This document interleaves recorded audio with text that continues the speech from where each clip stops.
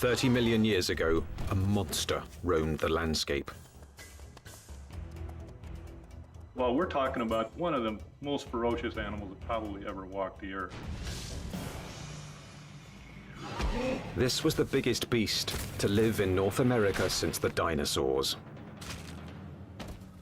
Look at the size of that skull. Look at all those teeth in there. There is no animal like this anywhere. See, if this thing's biting over the front. But this creature's true character has baffled the world's best paleontologists. It might look like a pig, but it's more vicious than a grizzly bear. One thing is for sure, this beast was so frightening, some call it the pig from hell.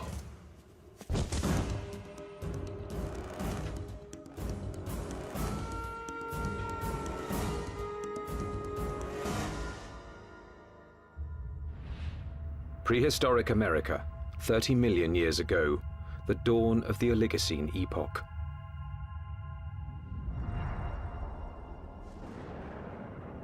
The Earth was cooling, and as temperatures dropped, the landscape began to change. In what would someday be Nebraska, Wyoming, and South Dakota, tropical forests gave way to a radically different environment.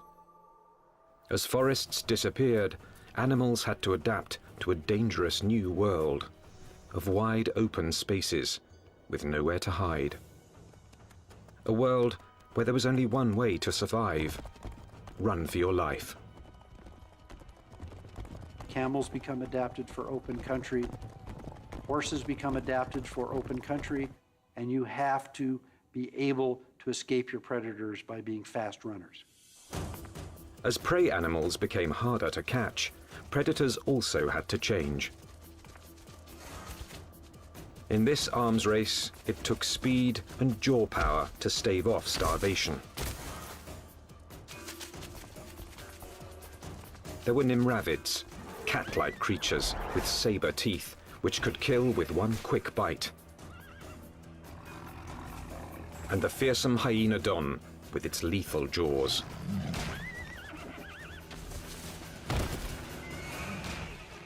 There was another animal stalking these deadly grasslands.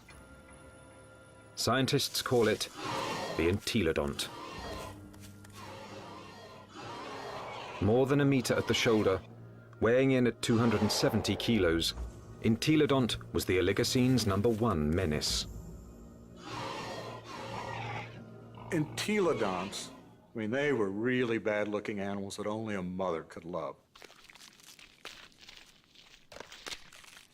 And if you were another animal on the landscape, and you saw one of these things, I think you'd go in the opposite direction. Paleontologists have always looked at the entelodont's sheer power with reverence. But its behavior is one of evolution's most puzzling enigmas. Was it a pure hunter? Or did it use its battle tank body simply to protect itself from other predators? Between the biting and the chewing, you wanted to stay away from the business end of this animal. Just look at it. Look at the size of that skull. Look at all those teeth in there. There is no animal like this anywhere. Entelodont's name means perfect toothed. Its teeth were driven by a perfect system, which gave this creature a ferocious bite.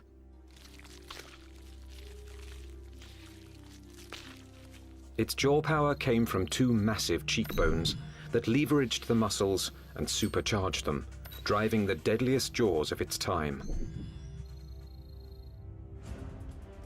Jaws that could open 90 degrees and could clamp down harder than a hippo's or a crocodile's.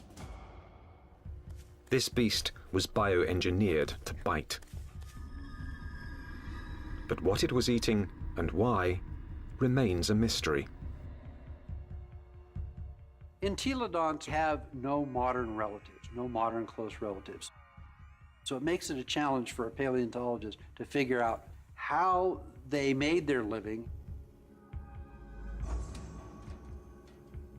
What would an animal with such an enormous flange on its face, such enormous teeth, be eating? What was it doing?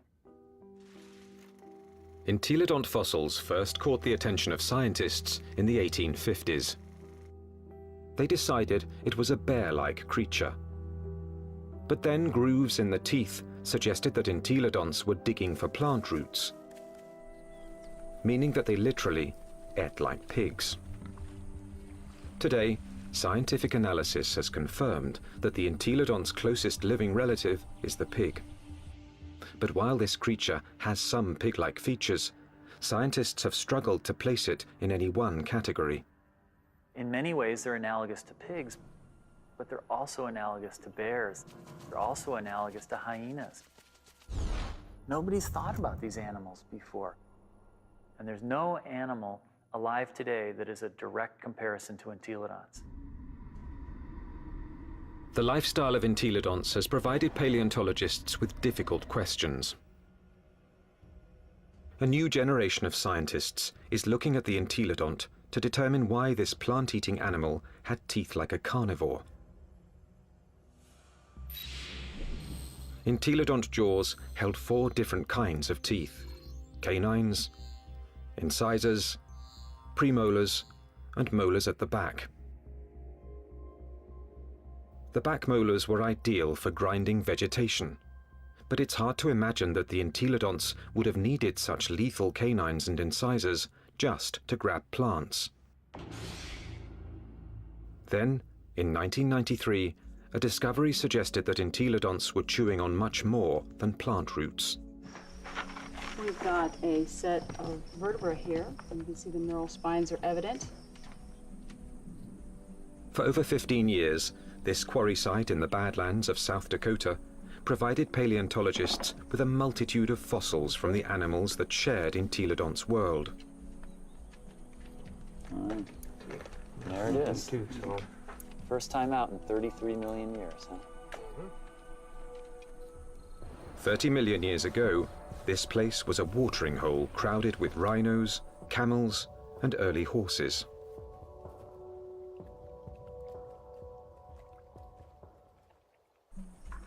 Well, we have some articulated ribs. Scientists also found one of the largest collections of entelodont bones in the history of North America.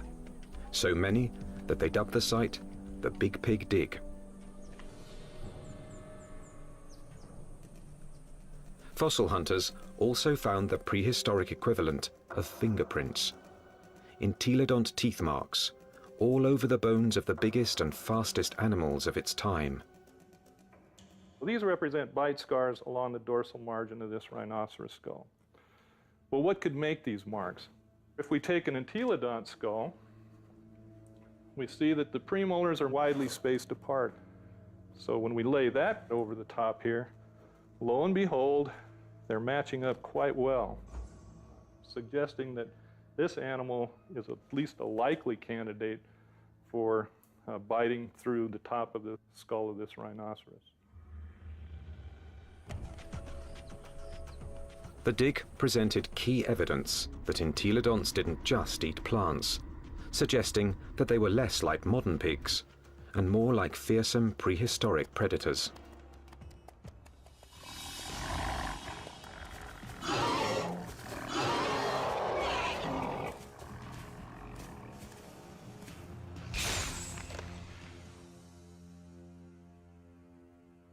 If we look at the front of the mouth of an entelodont, it's got a very strong bite that's interlocking.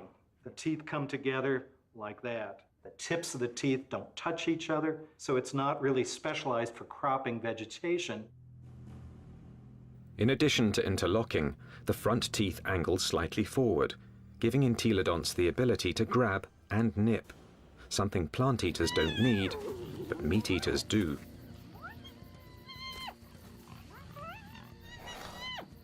The incisors and the canines have been perfectly capable of tearing a bite out of a carcass.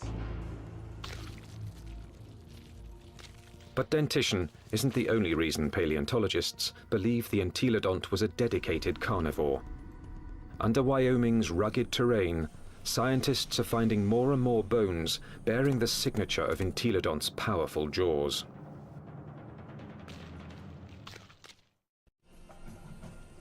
Across the Great Plains of North America, scientists are investigating a prehistoric pig. Entelodont has the teeth and jaws of a fierce predator, but its long, thin legs and cloven hooves suggest it might not be a very good hunter, because it couldn't use them to grab prey. Who was this beast, nicknamed the Pig from Hell? One veteran fossil hunter believes he's found the answer. I look at him as an attack predator, that he was top-of-the-line predator, just like the lion is today in Africa, and just like T-Rex was in the late Cretaceous. Paleontologist Kent Sundell has great respect for this creature's power to kill.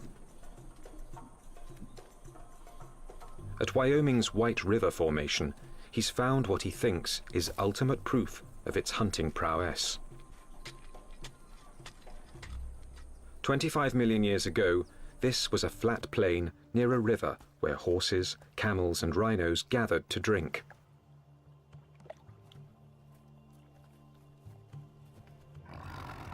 Fierce carnivores, such as hyenodons and saber-toothed cats, were also drawn here. It was the perfect spot to ambush and kill the unwary prey animals. In 1998, Dr. Sundell found the mangled skeletons of 7 miniature camels jumbled together. All the bones had been gnawed, and 6 were missing their hind quarters. In theory, they could have been the victims of several predators, like the hyenodon or early saber-toothed cats. But when Dr. Sundell matched up the teeth from White River's meat-eaters with the bite marks on the camel's bones, only one fitted.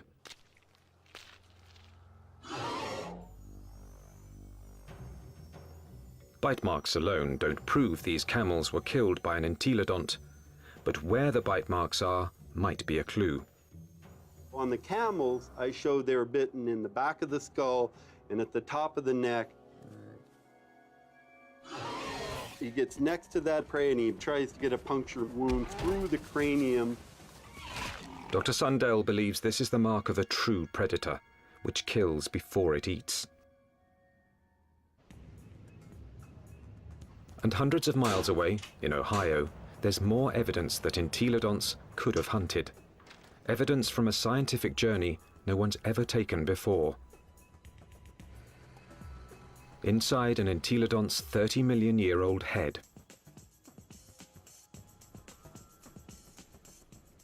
At Ohio University, anatomist Larry Whitmer uses a CT scan to electronically model the brain surfaces of prehistoric animals.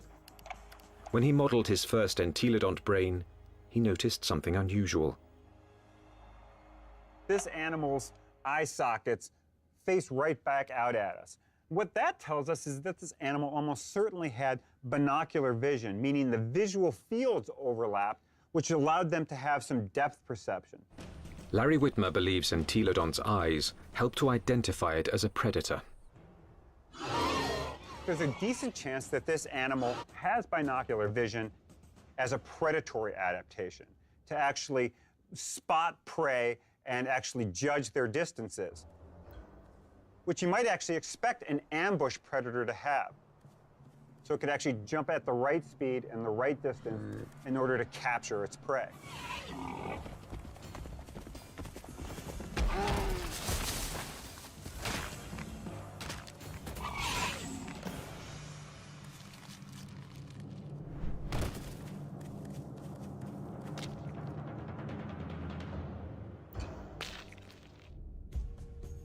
But entelodont's bizarre bioengineering doesn't inspire confidence that it could run and jump. Its body bones are light compared with its massive skull. But in fact, entelodonts easily carried their enormous heads, without tipping over, using powerful packs of muscle bulging from the top of the spine to the legs, and from the back of the head to the tail. The animal's head was cantilevered out in front of its body with these ligaments that ran from these spines down to the skull. It had full muscle all along either side here, and it had muscles coming from the sternum up to the jaw down here. Massive muscles carried its oversized head.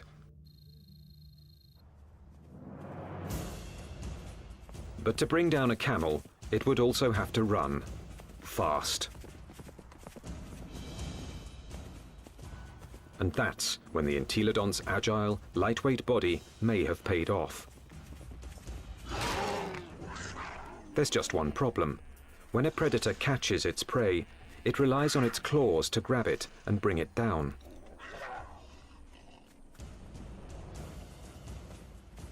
Armed with only cloven hooves, there is no way the entelodont could have captured a fleeing camel.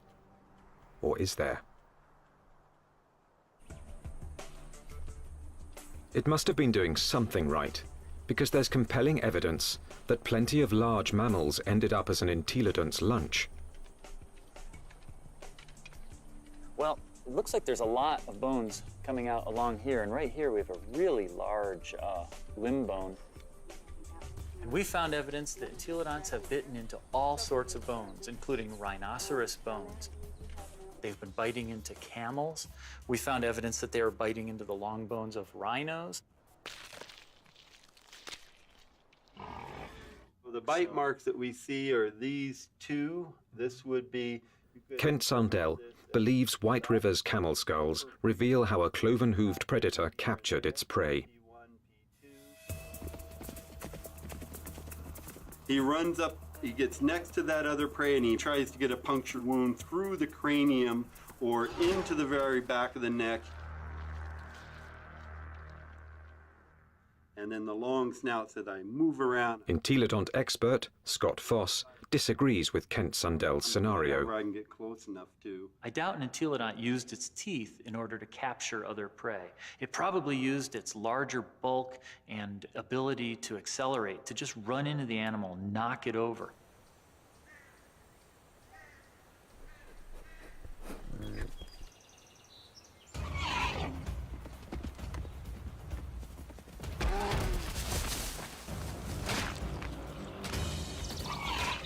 Once I had that animal knocked over, then the teeth can go into business, then the jaw goes into business, and it could crush whatever it went into. And it probably bit the animal right there in the head. Entelodont had all the tools necessary to kill prey animals. But there is more to the job of hunting than just the kill. A top-flight predator must have the ability to find and ambush its quarry. To understand this part of the process, science needs a fossilized window into an entelodont's world. What would we see if we could follow in an entelodont's 30-million-year-old footsteps? At a fossil site in Nebraska, that's exactly what scientists have done. And these footsteps have led them on the trail of the creature's hunt for food.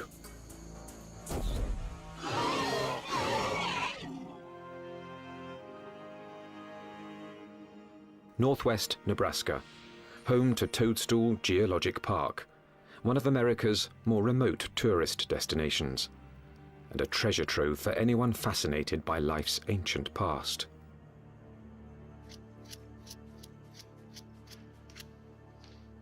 Okay, here's our heel pad. Toe, toe, center hoof, which bears most of the weight, the middle toe. So that makes this a very nice rhinoceros print. 30 million years ago, these solid rocks were muddy stream banks, where migrating animals left their footprints, still preserved in Toadstool's rocks. Well, once we get it clean, it's a very nice rhino. Weigh in anywhere around 500, 600, 700 pounds.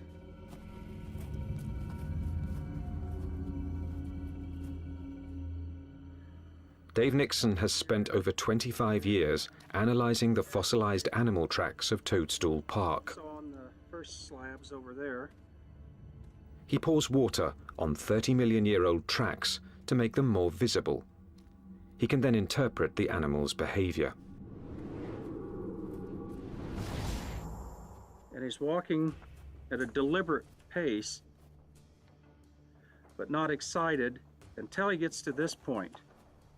He starts to become stuck in the mud and shows quite a bit of emotion here because he really kicks. Lands here, and he's out of the mud, but he puts another leap in, and the third bound takes him out of our exposure, and we're seeing excitement, if not fear. And if you're a herbivore, somebody always wants you for lunch. The rocks reveal that something was following the rhinos. We also have some smaller tracks. They look really tiny until you realize they're the tips of the toes. And what we have is an entelodont.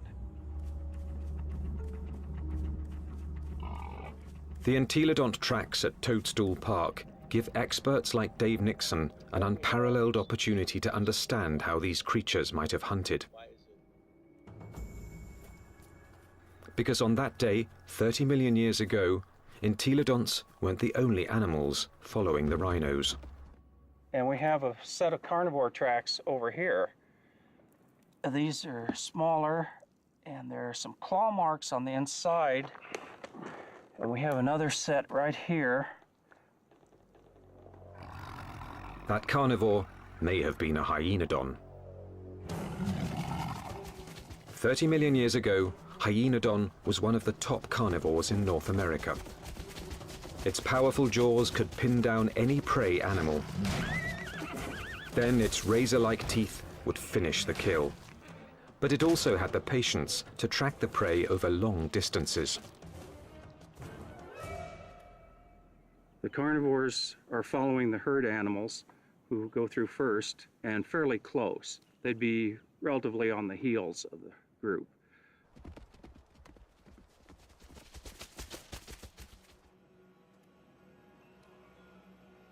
Mysteriously, the tracks also reveal that the entelodonts were letting the competition get closer to the prey.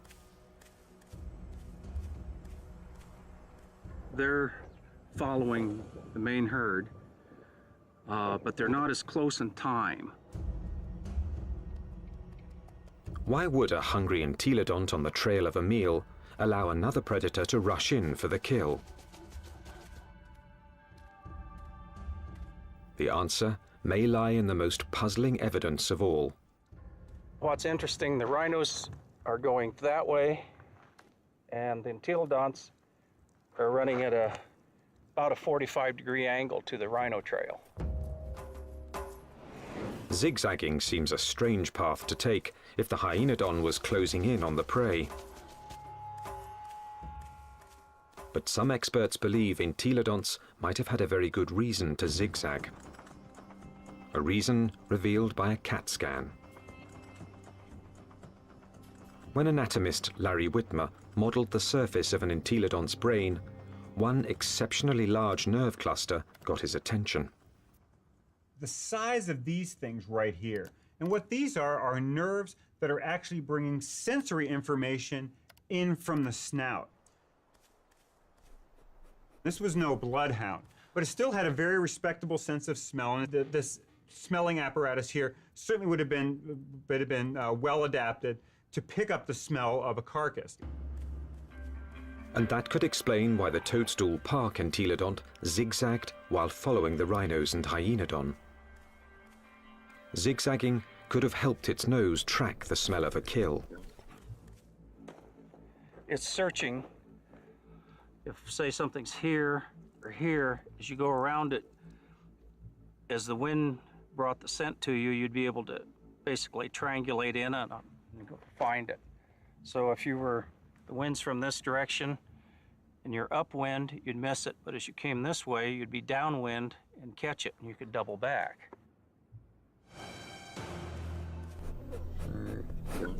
It puts its nose up in the wind, it catches the scent, and then it's going to start zigzagging along, walking from one side of the riverbank to the other till it picks up a smell, and then it'll start zeroing in on it. And by moving from side to side, it's able to pick up changes in that smell and zero in which direction it wants to go. How do we know this behavior? Because animals with good smell do that today. Modern predator behavior could provide crucial clues as to how the entelodont lived. There's no doubt that this 30-million-year-old battle tank was built to kill, but it may have let others do the killing and then moved in to take possession. One of the strategies we often see that takes place is where one animal will chase another one off of a carcass. We see this at Yellowstone National Park, where wolves will bring down an elk and a grizzly bear will chase off the wolves because it's bigger, it's nastier. This might have happened to the hyenodon at Toadstool Park.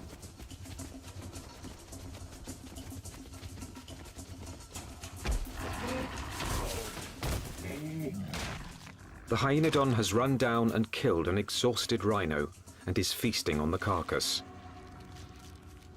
until the pig crashes the party. The razor-jawed beast goes from fearsome predator to underdog. The hyenodon might get in a few blows, but the entelodont's bulk would overpower its rival.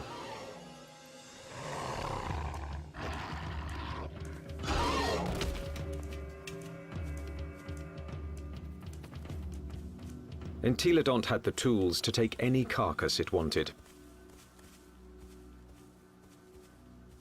I can't think of any other carnivore that might stand up to it. Some experts argue that this is the true secret of the creature's success. An entelodont could hunt, but it didn't need to be a full-time predator. Instead, it let true predators do the hunting and killing, and then stole the fruits of their labor. Stealing food from a hyenodont, even if it meant getting into a battle with a hyenodont, would probably take a lot less energy than having to hunt for food and kill food on its own. If scavenging was its lifestyle, the entelodont's complex bioengineering doesn't look so strange. Entelodont had the eyes of a hunter, the nose of a scavenger, the front teeth of a meat-eating carnivore, and the back teeth of a plant-eating herbivore. It may have evolved from a plant-eater into an omnivore, a creature that could eat whatever was available in a radically changing world. And so in reality, what this animal ate was anything it wanted. That's part of the reason why these animals were as successful as they were for as long as they were on the planet. The entelodont's success was about to be tested by an ever-evolving planet. The Earth was growing cooler, and the landscape was changing. Some of the entelodont's fiercest rivals would not survive, but the pig from hell was about to show it could withstand the test of evolution by getting bigger.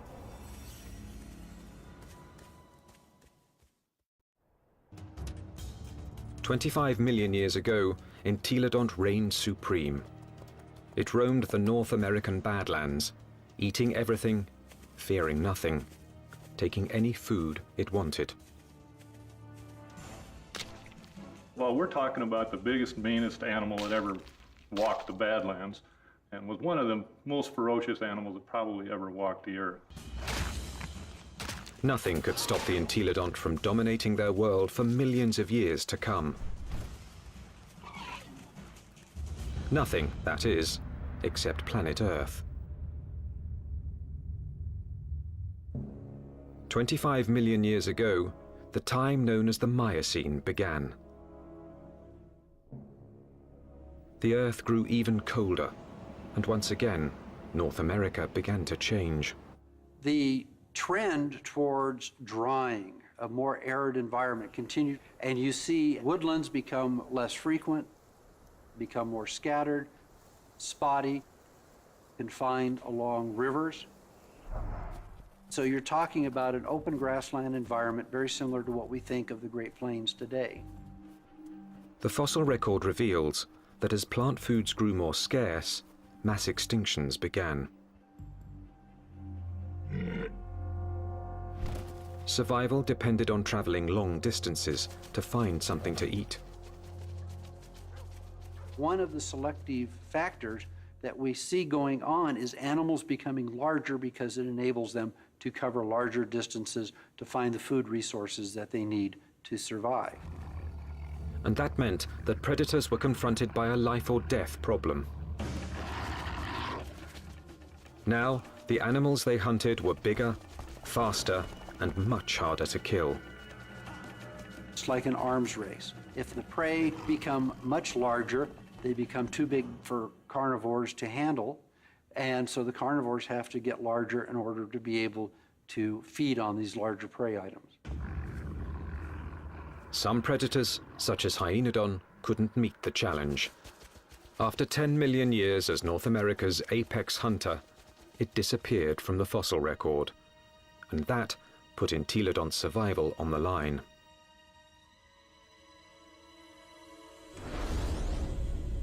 When the predator is gone, the scavenger is now in danger. The scavenger now needs to adjust its lifestyle. And if the scavenger isn't very flexible, it's going to have a difficult time. And in fact, the so-called pig from hell disappeared from the fossil record at about the same time. But this species wasn't gone. Entelodonts evolved to rule the North American plains with a vengeance. This pig hadn't become extinct, it had supersized. This new version stood over 2 meters tall and was 4 to 5 times the size of its predecessor. It still had a battle tank body and a sprinter's legs. Its skull and jaws were now even more massive and more intimidating. It was bigger than a modern bison.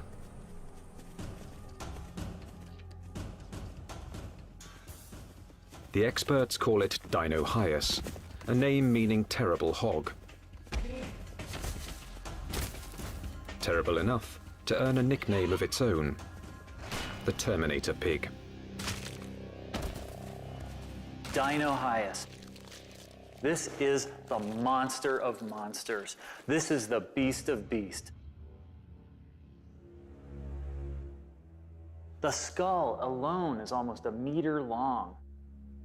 This thing could bite through anything.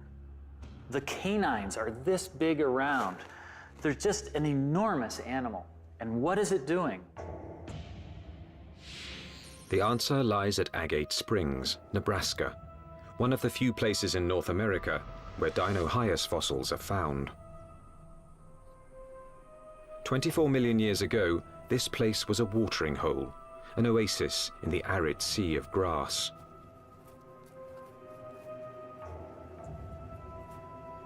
Hundreds of animals, many of them rhinos, gathered here to drink. And as the drier, colder planet killed off their food supply, they came here to die, making Agate Springs a paradise for predators and a favorite haunt of the Terminator Pig.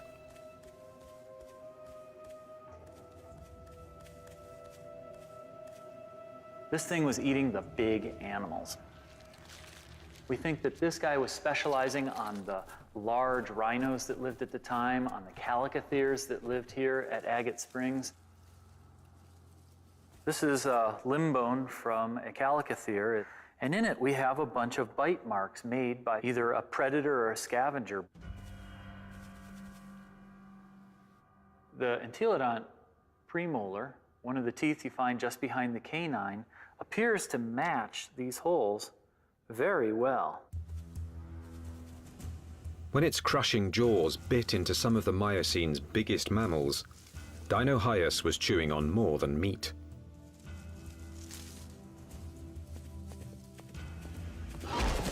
But the important part of this bone is this end here, where it's been broken off. The animal bit through the bone, sheared it off, and then had access to the nutritious marrow that was inside. Bone marrow is one of the most nutritious foods an animal can eat.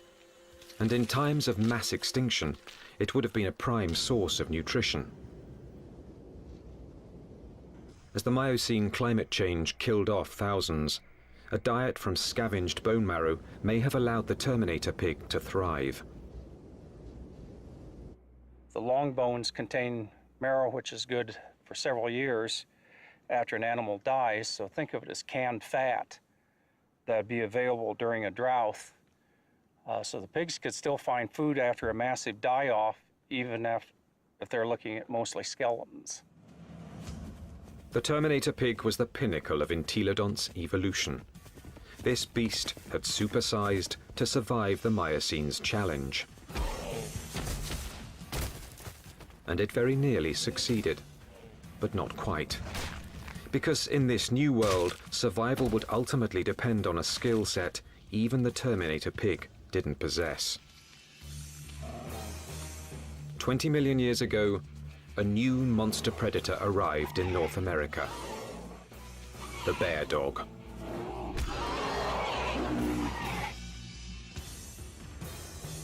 The Miocene epoch, 20 million years ago. In what's now northwest Nebraska, Dinohyus, aka the Terminator pig, is settling down to eat. The chances are good that its meal will be interrupted.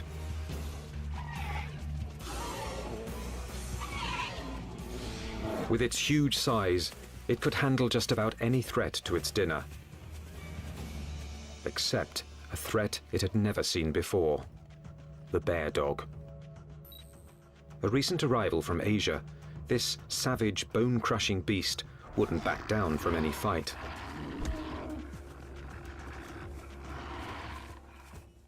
The bear dog migrated from its homeland in China and Mongolia across the Bering Strait to North America about 23 million years ago. Just about the time that North America's top predator, the Hyaenodon, suddenly disappeared.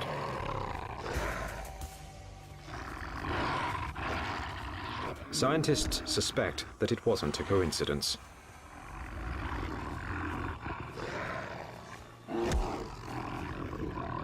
They certainly were probably much better predators in lots of ways compared to Hyaenodon.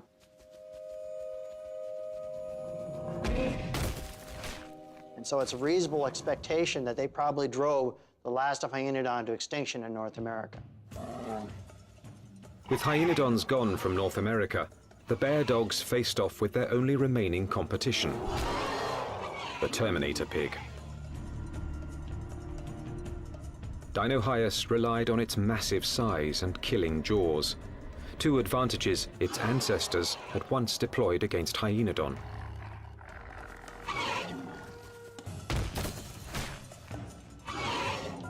But the bear dogs counterattacked with new evolutionary weapons.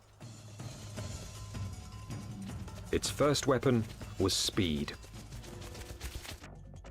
With its heavily muscled, top-heavy body, Dinohyus could be a fast runner in short bursts. But on the vast, open plains, the bear dog's bioengineering was perfectly suited for long-distance pursuit of prey that was becoming much harder to catch. When you look at the skeleton of this animal, it's a much more sophisticated, much faster running animal. We see longer legs in the horses, longer legs in the camels. So if it came to running down prey items, this animal would have had an advantage. Its next weapon was its teeth. Entelodonts ate well because their jaws and teeth could tear flesh and crush bone to extract its highly nutritious marrow. But bear dogs could do these things just as well. In fact, even better.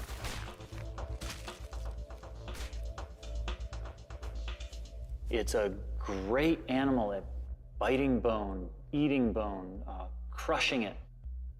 And it also has a set of teeth that are sharper than any entelodonts. Entelodonts, for example, wear the tips of their huge canines off, and they're not actually very good for puncturing, probably because they spent so much time crushing bone with them. This animal never does that. Its canine teeth are always much sharper. It also has better slashing teeth in its jaw than any entelodont had. So in many ways, it did a better job what entelodonts had done than entelodonts ever did. The bear dogs could outrun and outbite the Terminator pig. And they had a third weapon the entelodont never possessed. The deadliest power ever to evolve on Earth. Bear dogs actually had much more advanced brains. Brains that were much more like what we see with modern animals. So where these entelodonts had relatively archaic, simple, smooth brains, these bear dogs actually had a much more expanded neocortex that was more highly folded. These were more sophisticated animals. Instead of developing brain power, entelodonts had responded to the Miocene challenge by supersizing into Dinohyus. For almost 20 million years, they had ruled their world by brute force.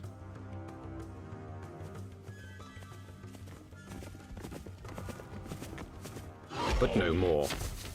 From now on, brains, not brawn, would decide who won and who lost nature's battle to survive. The mammalian world was fully caught up in this neural arms race. That arms race was starting to take place, and these entelodonts apparently weren't taking part in that. That may have actually put these animals at something of a disadvantage. This was an animal that almost certainly was driven mostly by instinct, with fairly predictable, stereotyped responses. This was not a clever animal. In combat, Dinohyus would have been bigger and stronger, but brain power could have given bear dogs the decisive advantage. Today, intelligent predators like wolves make up for their smaller size by hunting in packs to execute a creative plan of attack. Bear dogs might have followed the same strategy against Dinohyus. It's very difficult for Dinohyus to compete with the bear dogs. With a pack of bear dogs, even a large Dinohyus would have a difficult time chasing them away from a kill. These smaller, less powerful, but more clever animals potentially were able to actually steal kills away from Dinohyus. That they actually could have used different kinds of techniques. Fooling Dinohyus, being able to lead it away, or to actually even take on Dinohyus itself in actual combat.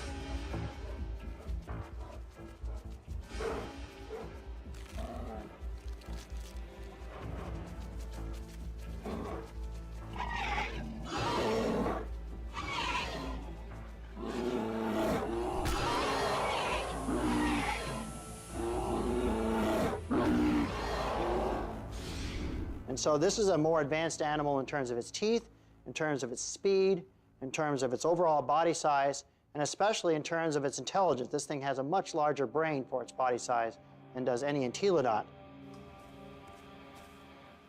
This animal had entelodonts beat in almost every way you can think of. Within a few million years, after bear dogs arrived in North America, they had squeezed Dinohyus out. Its favorite food, the Calicothea, was also extinct. Without this meal to sustain its own massive bulk, the Terminator pig was forced to compete directly with bear dogs for smaller prey. And that meager food source wasn't enough. The supersizing that had once guaranteed success was now a fatal flaw. Eventually it got to the point where it is no longer advantageous to keep getting bigger because you reach a point of diminishing returns, that the amount of food you get by stealing from other animals does not compensate for your needs to maintain a population. Unable to get the calories it needed, the Terminator pig became the last entelodont. So if your prey goes extinct, you're likely to go extinct as well. Just getting large is not a good idea for the future.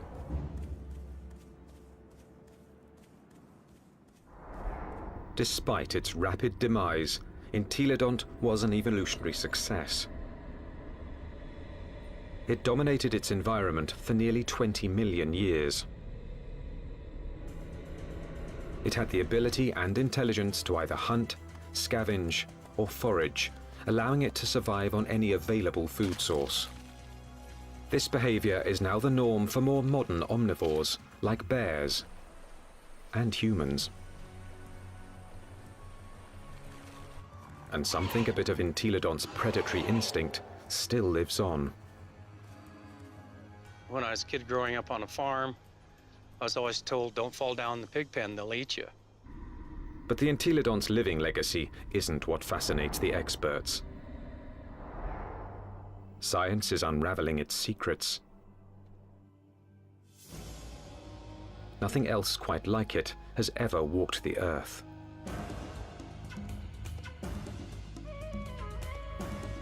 All we know is that this strangest of creatures, this toothy beast with an appetite for destruction, dominated its brutal, dangerous world for tens of millions of years.